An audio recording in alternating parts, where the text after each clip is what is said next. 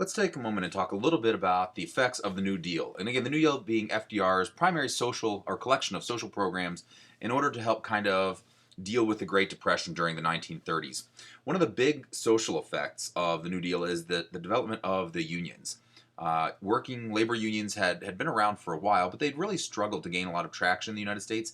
People had a negative impression of them, and they were really persecuted. And under the New Deal, they get a lot of protections that they didn't have before. They get a lot of rights they didn't have before. And so you really get a lot of, it's really the birth of the union movement as it becomes mainstream. A lot of people enrolling in unions, a lot of people becoming union members. Membership in things like the AFL, the American Federation of Labor, is up. That's the older union. It's made up of skilled workers, things like your carpenters, your plumbers, your electricians, your masons, things of that nature. And then you have the development of the CIO. The CIO represented your unskilled workers, your factory workers, because really the AFL didn't know what to do with them. So they end up breaking off and forming their own union. They initially called themselves the Committee for Industrial Organization.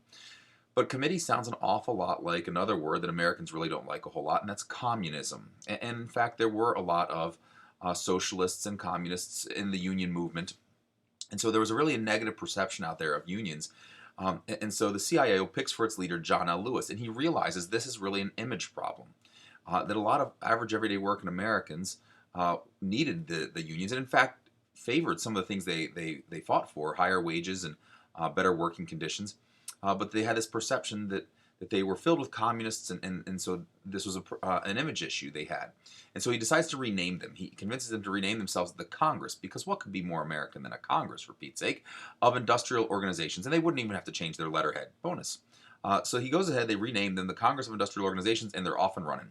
So the steel workers, the auto workers, the factory workers go ahead and sign up for the CIO. So you have these two competing labor unions. The split between the two happens in 1937, but it doesn't last long. They reunite just a few years later, about 18 years later, in 1955.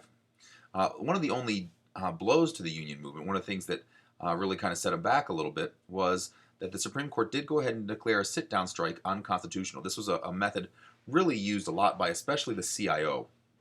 The idea was that factory workers would go ahead and sit down at their spots at an appointed time. They'd go to work like normal, sit down, and that would prevent strike breakers from coming in and taking their place along the assembly line. This was declared unconstitutional because it said it prevented the factory owners from being able to use their property. It's more or less trespassing. If you're not going to do your job there, then you don't have a place there, and they can kick you out. And that's why today, when you look at strikes, a lot of times the strikers are on the sidewalk because that's public property. And so those are declared unconstitutional in 1939.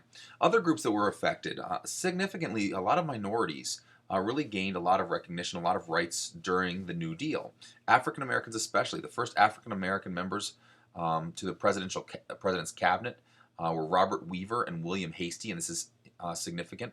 A performer, a singer by the name of Marian Anderson had gone ahead and had arranged to have a concert in Washington, D.C., and she was denied her right to do that, or denied her ability to do that, because they didn't want to have a African American performing in their concert hall. This was the Daughters of the American Revolution. And in steps Eleanor Roosevelt. Eleanor Roosevelt, who was a member of the DAR, says, you know what, I don't think this is a good idea. And she actually resigns her membership and goes ahead and tells Marian Anderson, you know what, I know a guy, I can get you a place to do a concert. And she ends up doing the concert on the steps of the Lincoln Memorial. It becomes a very famous concert. She sings famously God Bless America there. And again, a real signal shift that, hey, the president's behind the African American movement, the civil rights movement, or at the very least his wife was, if he wasn't openly. The Supreme Court decisions that favor African Americans during the Roosevelt years there in the 1930s, that there said that African Americans have a right to be tried by a jury of their peers, which would include necessarily other African Americans. So African Americans had the right to sit on juries. This was not the case in the South prior to the New Deal. Further, they had a right to an attorney. So the reason why the state has to provide you an attorney if you can't afford one, this goes back to the Great Depression, and especially to African Americans. American Indians also make some significant gains during the New Deal when the Indian Reorganization Act of 1934 is passed, and John Collier, who's a Native American advocate, is put in head of the Bureau of Native American Affairs, of Indian Affairs. And more or less, the agreement that the government comes up with is that the reservations will have a greater degree of autonomy as a result. One group that's noticeably left out of the New Deal a lot are your Mexicans. Your Mexicans were migrant workers, so they were difficult to know where they were at, how many of them were here. And on top of that, since they were migrants, a lot of them had migrated up here from Mexico to find a job, and when the jobs dried up, a lot of them went back home, went back to Mexico. And so this was a group that really wasn't addressed a lot by the provisions of the New Deal, although African Americans and Native Americans certainly were. There's also a tremendous effect on families during this time. A lot of your families started to shrink. They started to become smaller. We had fewer and fewer kids. And families changed the way they entertained themselves. Radios became more popular. Movies became more popular because they were a relatively inexpensive way of entertaining yourself. Big band sound was what was popular in the 1930s during the New Deal.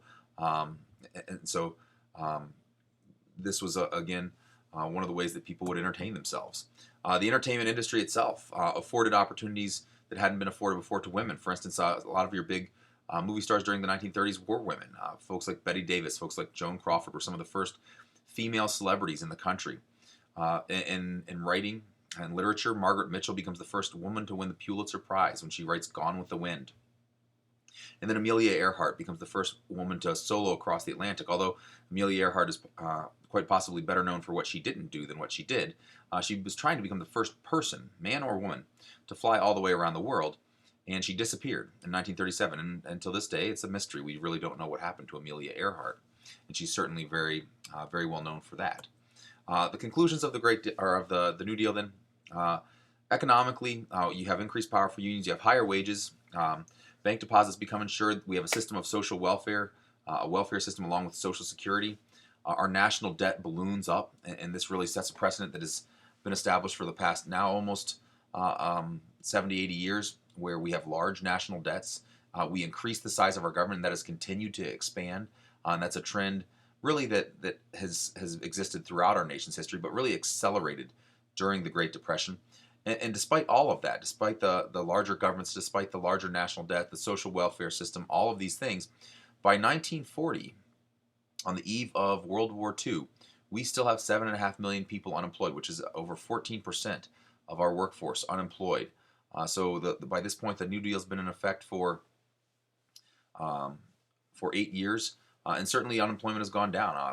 At the height during the Great Depression, it was up to around 22%. So certainly unemployment had decreased, but still, even by the end of the 1930s, by the early 40s, unemployment's still up in the double digits. Political effects, it definitely saves or at least bolsters our form of government. There's a lot of people who speculate, and it is speculation, that had the New Deal not happened, that we would have had some type of revolution, and the United States may have in fact become socialist. And so some people view it as saving capitalism, that really the New Deal in effect preserved our way of life, preserved our form of government and our economy.